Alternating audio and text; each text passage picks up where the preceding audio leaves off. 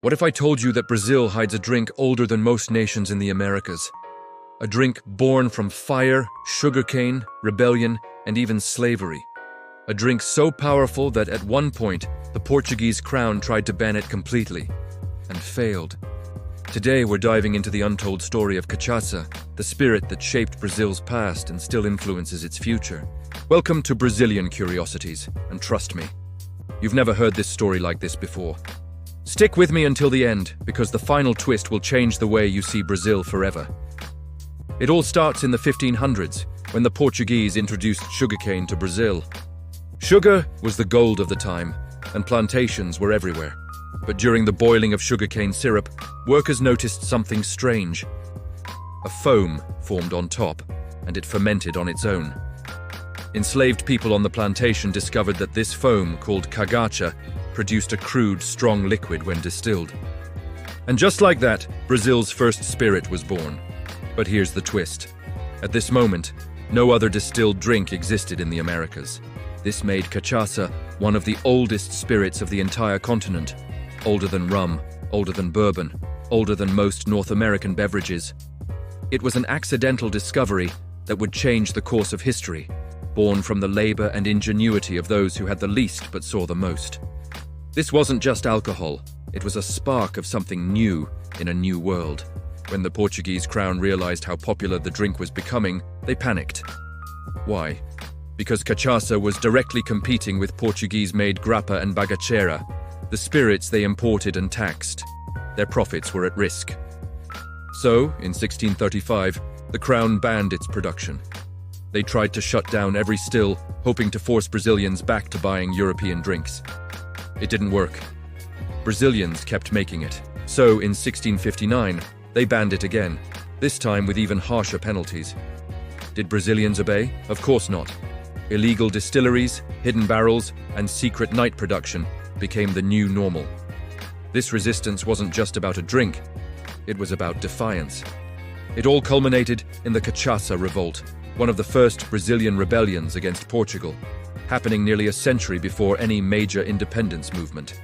Cachaça wasn't just a drink anymore, it had become a powerful symbol of Brazilian identity and resistance. So, how is this legendary spirit actually made today? Forget the crude methods of the past. Making modern cachaça is an art form. The process starts with harvesting fresh sugarcane. Unlike other spirits that use molasses, true cachaça uses only the pure, fresh-pressed sugarcane juice, called garapa. This is key. Next comes natural fermentation. There are no artificial chemicals or lab-grown yeasts here. Instead, wild yeasts from the local environment do the work, giving each region's cachaça a completely unique flavor profile. Then it's time for distillation, which traditionally happens in copper pot stills. This is where the magic really happens. The copper reacts with the spirit, removing harsh sulfur compounds and leaving behind that smooth, aromatic quality cachaça is famous for. Finally, the aging. And this is where cachaça truly shines. Unlike rum, cachaça can be aged in more than 30 different types of native Brazilian wood. We're talking about amburana, balsamo, jequitiba, woods you won't find anywhere else. Each one imparts a different set of flavors, from spicy and floral to nutty and sweet. That's why Brazilian cachaça tastes like no other spirit in the world. Now let's settle the big debate, cachaça versus rum. What's the real truth no one ever tells you? People often lump them together, but they are fundamentally different. Rum is typically made from sugarcane molasses, which is a byproduct of sugar production. Cachaça, on the other hand, must be made from fresh, fermented sugarcane juice. This single difference changes everything: the flavor, the aroma, the strength, the texture, and even the aging profile. Think of it this way. If rum is the pirate drink, with its robust molasses-driven character, then cachaça is the rainforest drink. It's fresher, more vegetal, and carries the terroir of Brazil. The soil, the humidity, the unique plants and microorganisms that live only here, it's all captured in the bottle. No spirit on earth can taste like cachaça, because no other country on earth has Brazil's incredible biodiversity. It's a taste of the land itself, By the 1800s, cachaça had completely woven itself into the fabric of Brazilian life. It was no longer just a drink for slaves or rebels. Even the upper class was enjoying it. Its role expanded far beyond the cup. It was used in medicine as an antiseptic and a base for herbal remedies. It became central to religious rituals, particularly in Afro-Brazilian traditions like candomblé. It was the centerpiece of festivals, celebrations, weddings, and births. It was even used in wars. Cachaça financed rebellions. Cachaça fueled the courage of soldiers on the battlefield. It truly became the drink of the people, rich and poor, north and south.